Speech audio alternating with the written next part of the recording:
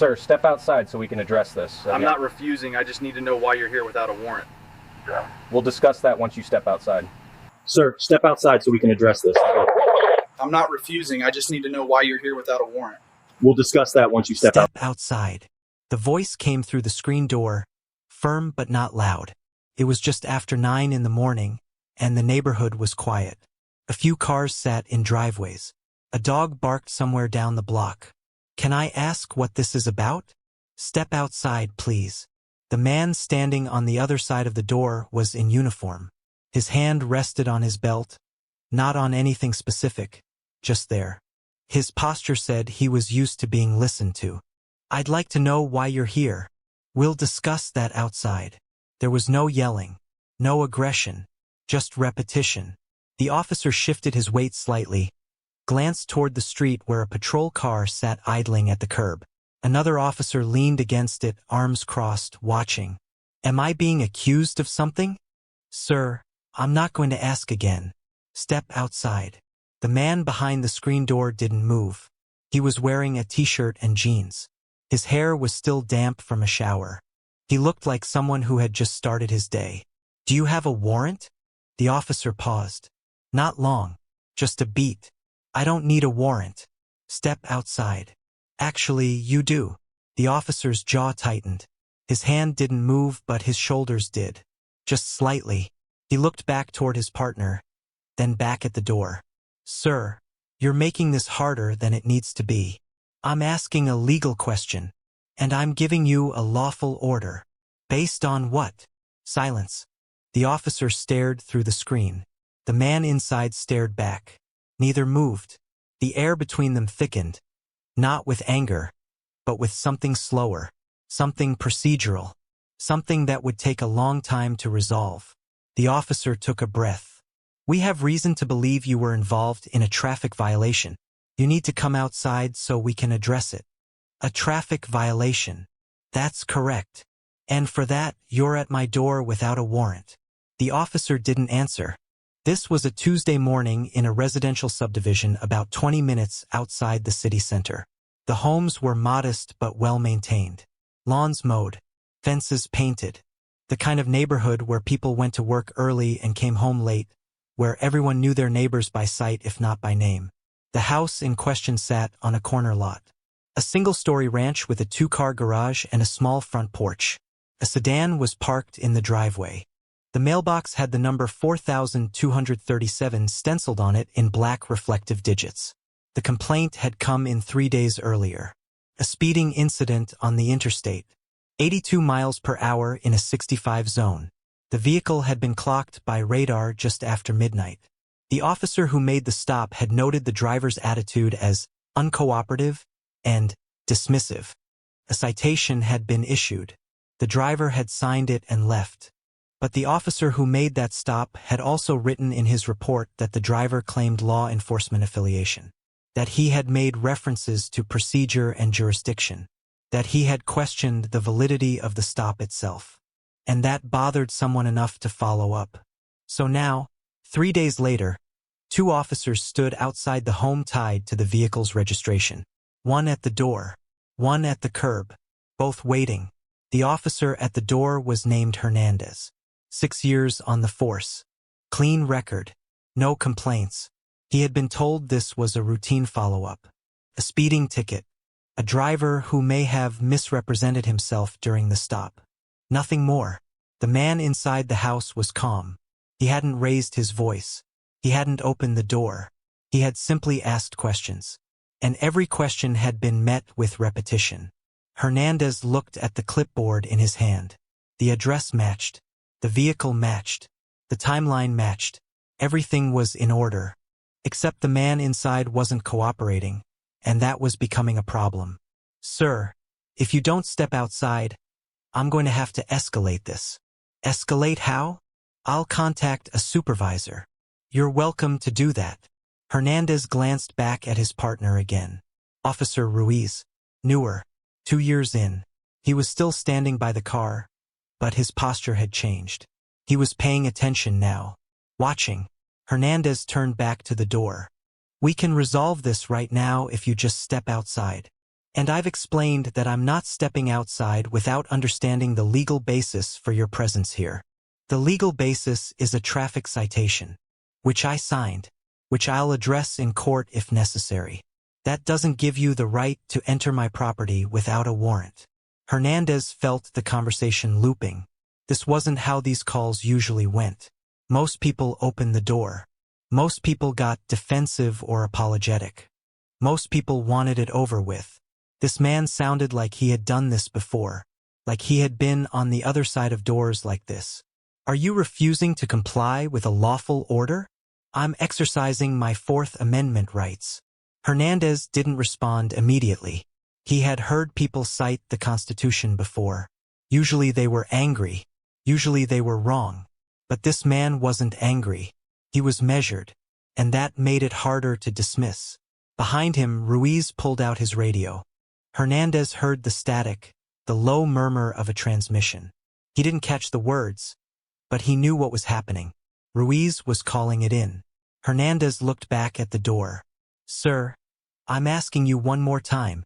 Step outside so we can handle this. And I'm telling you one more time, not without a warrant. The silence that followed wasn't empty. It was full of procedure, full of consequences neither man had fully considered yet. Hernandez stepped back from the door. All right, he said. We'll wait. 15 minutes passed. Hernandez stayed on the porch. Ruiz stayed by the car. The man inside stayed inside. No one moved. No progress was made. The sun climbed higher. The temperature rose. A neighbor across the street came out to get her mail, saw the patrol car, and went back inside quickly. At 9:23, a second patrol car arrived. A sergeant stepped out. His name was Dalton, 15 years on the force. He had the look of someone who had seen this kind of thing before. He walked up to the porch slowly, hands on his belt, and nodded at Hernandez. What's the situation? Subject refuses to exit the residence. No warrant. Traffic follow-up on a citation issued 3 days ago. Dalton looked at the door, then back at Hernandez. He armed. Unknown. No threats made. He's just not coming out. Dalton stepped up to the screen door. He knocked. Firm, deliberate. 3 times.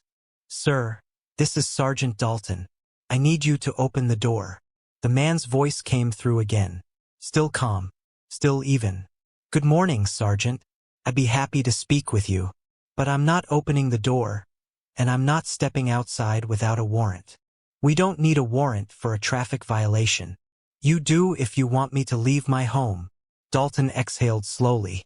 He glanced at Hernandez, then back at the door. Sir, you're making this more complicated than it needs to be. I'm asserting my rights.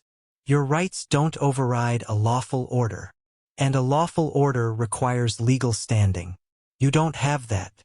Dalton's jaw worked for a moment. He wasn't used to this. Most people folded. Most people got nervous. Most people didn't know the law well enough to argue it. Who are you? Dalton asked. Does it matter? It might. Then I'll tell you when I see a warrant. Dalton stepped back.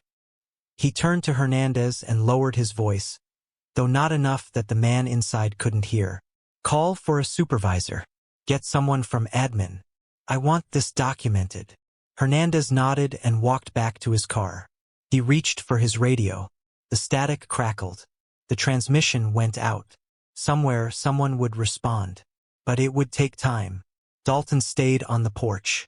Sir, if you're law enforcement, you know how this works. You know we can't just walk away. I also know you can't force entry without cause. Refusing to comply is cause. Refusing to waive my rights isn't a crime. Dalton's hand went to his radio. He keyed it. Dispatch, this is Sergeant Dalton. I need a legal consult on a Fourth Amendment issue. Subject is non-compliant but not hostile. Requesting guidance. The radio crackled. A voice responded, but it was garbled. Dalton repeated the request. This time the response was clearer. Stand by. Routing to legal. Dalton released the key and looked at the door again. You're going to be out here a while, he said. So are you. Another 20 minutes passed. A third patrol car arrived. Then a fourth. Officers stood in clusters near their vehicles. Some talked quietly. Some just watched. The neighborhood was fully awake now. People stood on porches. A few took photos. One man recorded video on his phone from his driveway. Dalton knocked again. "Sir, we now have multiple units on scene. This is your last opportunity to resolve this peacefully." "I haven't been unpeaceful. You've been uncooperative. I've been lawful." Dalton's shoulders tightened. He wasn't angry. Not yet. But the situation was slipping. The longer this went on, the worse it looked. For everyone. "What's your name?" Dalton asked. "Why?" "Because I'm trying to understand who I'm dealing with." "You're dealing with a citizen in his home. A citizen with legal knowledge. Is that a crime?" Dalton didn't answer. He turned and walked back to the other officers. They spoke in low tones. One of them made a phone call. Another checked a database on a tablet. Hernandez stood off to the side, arms crossed, staring at the house. At 10:05, a white SUV pulled up. A woman stepped out. She wore a polo shirt with the department logo on it. She carried a folder. She walked directly to Dalton. "I'm Lieutenant Graves. Legal sent me. What's going on?" Dalton explained the situation. The traffic stop. The follow-up. The refusal to exit. The standoff. Graves listened without interrupting. When he finished, she looked at the house. "Has he threatened anyone?" "No." "Has he displayed a weapon?" "No." "Has he committed a crime in your presence?" Dalton hesitated. "He's refusing a lawful order." "Based on what probable cause?" Dalton opened his mouth, then closed it. Graves walked up to the door. She knocked once. "Sir, this is Lieutenant Graves. I'd like to talk." "Good morning, Lieutenant. Can you tell me your name?" "I'd prefer not to." "Can you tell me why you won't step outside?" "Because I don't have to." Graves nodded slowly. She looked back at Dalton, then at the other officers. Then she looked at the growing crowd of neighbors. Phones were still out. Cameras were still recording. "Sir, are you law enforcement?" There was a pause. Longer this time. "I was." Graves' expression didn't change, but something shifted in her posture. "What agency? Does it matter? It might help us resolve this. Or it might make you more upset." Graves was quiet for a moment. Then she pulled out her own radio. "Dispatch. I need a registration check on the vehicle in the driveway at 4237 Maple Crest. Silver Honda Accord. Plates." She squinted. "David Charles 7429. The radio crackled. A pause. Then a response. "Registered to Marcus Wade. Age 41. Address matches location." Graves keyed the radio again. "Run that name through employment records. Any law enforcement affiliation." Another pause. Longer this time. Then the voice came back. "Marcus Wade. Former deputy. County Sheriff's Department. Separated 2 years ago. Status. Retired." Graves lowered the radio slowly. She looked at Dalton. Dalton's face had gone pale. She turned back to the door. "Mr. Wade, I think we need to have a different conversation." From inside, the voice came again. Still calm. Still measured. "I think you do too." Graves stepped closer to the door. Her voice was quieter now, more controlled. "Mr. Wade, can you tell me what unit you worked?" "Patrol. Then investigations. 12 years total. And you separated 2 years ago." "That's correct." Graves looked back at Dalton. His expression had shifted. The confidence was gone. In its place was something closer to concern. "Why didn't you identify yourself earlier?" Graves asked. "Because it shouldn't matter. It might have avoided this. Or it might have made you think you could ignore the law because I'd understand. I don't." Graves was quiet for a moment. Behind her, the other officers had gone still. Hernandez was staring at the ground. Ruiz had taken a step back toward his vehicle. The neighbors were still watching. The phones were still recording. "Mr. Wade, I think there's been a misunderstanding." "There hasn't." We were following up on a traffic citation. Without a warrant. At my home. With multiple units. For a speeding ticket I already signed. Graves didn't respond immediately. She opened the folder in her hand and flipped through several pages. Her eyes moved quickly. She stopped on one page. Read it. Then read it again. The original stop was made by Officer Brennan, she said. I know. He noted in his report that you were uncooperative. I asked questions. That's not a crime. He also noted that you refused to provide identification initially. I provided it when legally required. Not before. Graves closed the folder. She looked at Dalton again. This time her expression was harder. Did anyone pull Brennan's history before we came out here? Dalton shook his head. Graves exhaled slowly. She turned back to the door. Mr. Wade, I'm going to be honest with you. I don't think this was handled correctly. I know it wasn't. But we're here now, and we need to figure out how to move forward. You move forward by leaving, and then you file a report explaining why you thought a traffic citation justified a warrantless home visit. Graves didn't answer. She stood there, folder in hand, staring at the screen door. On the other side, Marcus Wade stood in his own home, invisible but present. She knew what happened next. So did he. Graves made a call.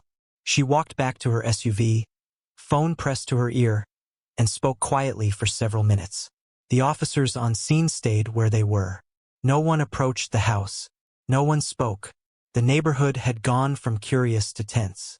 More people had come outside. A woman 2 doors down was filming from her porch. A man across the street stood with his arms crossed, watching. When Graves returned, her face was unreadable. Mr. Wade, I've spoken with command. We're going to clear the scene. Good. But I need to ask you something first. Did Officer Brennan give you any indication during the original stop that there would be follow-up? No. Did he tell you that you needed to appear anywhere or contact anyone? No. He issued a citation. I signed it. That was the end of it. Graves nodded slowly. She turned to Dalton. Pull everyone back. Now. Dalton hesitated. Just for a second. Then he nodded and began walking toward the other officers. Graves stayed at the door. Mr. Wade, I apologize for this.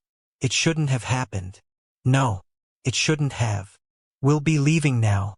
You'll receive a formal incident report within 72 hours. I'll be filing my own report. Graves didn't argue. She stepped off the porch and walked toward her vehicle. Dalton was already directing the other officers to their cars.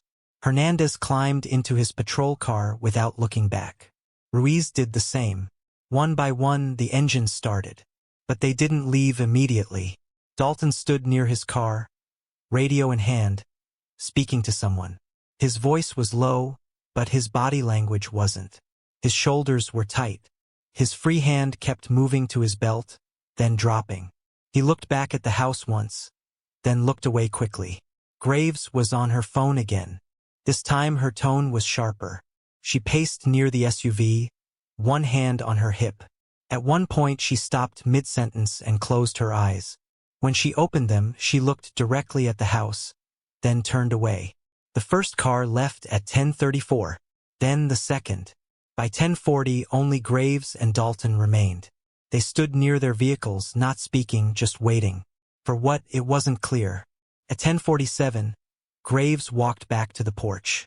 She knocked one more time. Mr. Wade. Still here. I need to inform you that this incident is being referred to Internal Affairs. You'll likely be contacted for a statement. I'll be ready. And I need to tell you that Officer Brennan has been placed on administrative leave pending review. Wade didn't respond immediately. When he did, his voice was the same as it had been all morning. Calm. Controlled. That's not my decision. That's yours. Graves nodded, even though he couldn't see it. She stepped off the porch and walked back to her SUV. This time she got in. Dalton did the same. Both vehicles pulled away slowly, disappearing down the street. The neighbors stayed outside for a while. The man who had been recording lowered his phone. The woman 2 doors down went back inside. At 10:52, Marcus Wade opened his front door and stepped onto the porch. He looked at the empty street. Then he went back inside and closed the door. The internal investigation opened that afternoon. By Thursday, 2 days after the incident, Officer Brennan had been formally suspended without pay. His personnel file was pulled. His body camera footage from the original traffic stop was reviewed. His report was compared against the video. Discrepancies were noted. In the footage, Wade had been polite. He had asked why he was being stopped. He had provided his license and registration when requested.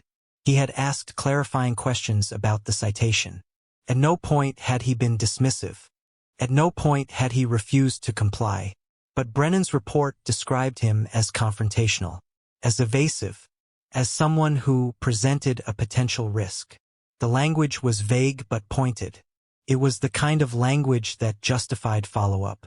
The kind that justified showing up at someone's home. Except nothing in the video supported it. By the following Monday, Brennan was called into a formal disciplinary hearing.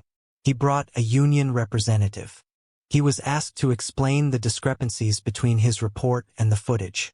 He said he had felt disrespected, that Wade's questions had seemed designed to undermine his authority, that his training had taught him to document behavior that could escalate. He was asked why he hadn't noted Wade's prior law enforcement experience in his report. He said Wade hadn't mentioned it. When asked if he had run Wade's information through the system, he said he had. When asked why that information wasn't in the report, he didn't answer. The hearing lasted 4 hours. At the end, Brennan was terminated. He filed a grievance through the union. It was denied. He filed an appeal. It was denied. On June 18th, 3 months after the incident, he was officially separated from the department. His final paycheck included no severance. His benefits were cut off immediately. His law enforcement certification was flagged for review by the state board. But the consequences didn't stop there. Wade filed a federal civil rights lawsuit on July 2nd. The complaint was 37 pages long. It named Brennan, Hernandez, Ruiz, Dalton, and the department itself. It alleged unlawful entry, false detention, violation of Fourth Amendment rights, and retaliation. The department's legal team reviewed the case. They reviewed the body camera footage. They reviewed the incident reports. They reviewed Graves' after-action summary. Then they contacted Wade's attorney. Settlement negotiations began in September. The department offered $150,000. Wade's attorney rejected it. They offered $300,000. It was rejected again. In December, nearly 9 months after the confrontation on the porch, the department agreed to a settlement of $675,000. The agreement included no admission of wrongdoing, but it required the department to implement new policies on warrant requirements for non-emergency follow-ups. Wade accepted. The money was paid in January. Brennan was named personally in the settlement. His portion of the liability was $50,000. He filed for bankruptcy 4 months later. Hernandez and Ruiz were not disciplined, but both were required to complete additional training on constitutional rights and de-escalation. Dalton received a formal reprimand. It was placed in his permanent file. He retired 8 months later. Graves remained with the department. She was promoted to captain the following year.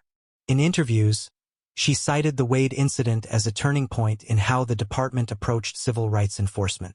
The new policies were implemented in March.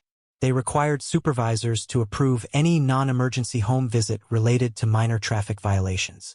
They required warrants for any follow-up that involved requesting a subject to exit their residence. They required documentation of legal justification before dispatch.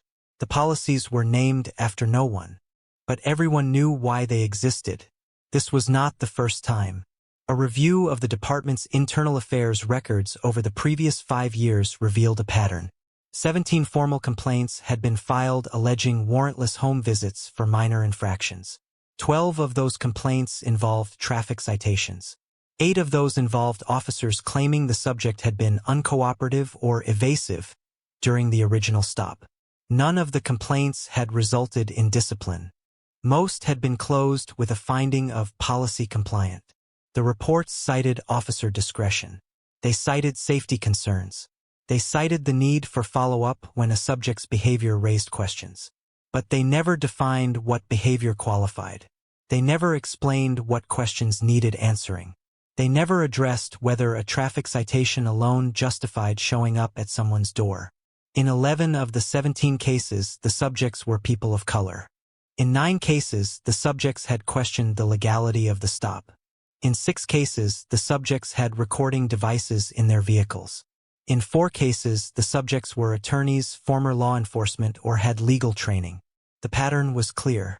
When someone knew their rights, the response escalated. Officer Brennan had been involved in 3 of those 17 complaints. In each case, his reports described the subject as confrontational. In each case, his recommendation was follow-up. In each case, he faced no consequences. His personnel file showed something else. He had been flagged twice for using language in reports that didn't match body camera footage. He had been counseled once for escalating situations that other officers had deemed routine. He had received a written warning for failing to document exculpatory information in an arrest report. None of it had stopped his career. None of it had triggered a broader review. The warnings stayed in his file, but they didn't travel. Supervisors who worked with him didn't know his history unless they specifically looked. And most didn't look. The department's training materials didn't help. The section on home visits was 3 pages long. Covered officer safety. It covered knock and announce protocols. Covered exigent circumstances. But it didn't cover the Fourth Amendment in detail. It didn't explain the difference between a welfare check and an enforcement action. It didn't clarify when a warrant was required and when it wasn't. Officers were left to figure it out themselves. And when they figured it wrong, the consequences fell on the people behind the doors, not the ones knocking. Wade's case forced the review. It forced the policy changes. It forced the department to admit, at least internally, that the system had been failing long before Marcus Wade refused to step onto his porch. But the question remained: how many others had stepped outside when they didn't have to? How many had opened the door because they didn't know better? How many never filed a complaint because they assumed the officers were right? The number was unknowable, but it wasn't 0. Marcus Wade knew the law because he had enforced it. He knew what a lawful order sounded like because he had given them. He knew the difference between authority and power because he had held both. And when officers arrived at his door without cause, he knew exactly what was happening. He knew his rights. He knew the limits of theirs. And he knew that silence and patience were more powerful than anger. Most people don't have that knowledge. Most people hear a uniform and comply. They open the door because they're told to. They step outside because refusing feels dangerous. They assume the officer is right, even when the officer is wrong. And by the time they realize what happened, it's over. No cameras. No witnesses. No recourse. Wade's case became public because he had the tools to fight it. He had legal knowledge. He had financial resources. He had credibility that came from years in the system. And even then, it took 9 months, a federal lawsuit, and $675,000 to acknowledge what should have been obvious from the beginning. You cannot demand entry to someone's home without legal justification. The officers who arrived that morning weren't monsters. They were products of a system that prioritized compliance over rights, that treated questions as threats, that taught them to escalate when they should have walked away. And when the system failed, it protected itself first. Brennan lost his job, but the policies that enabled him stayed in place until Wade forced them to change. The supervision that failed to catch his pattern stayed in place until a lawsuit made it impossible to ignore. The training that left officers confused about constitutional limits stayed in place until someone with enough knowledge and resources demanded accountability. This case ended the way it did because one man refused to open his door. But it raises a harder question. What happens to the people who do? The ones who don't know the law. The ones who don't have cameras recording. The ones who assume that compliance will keep them safe.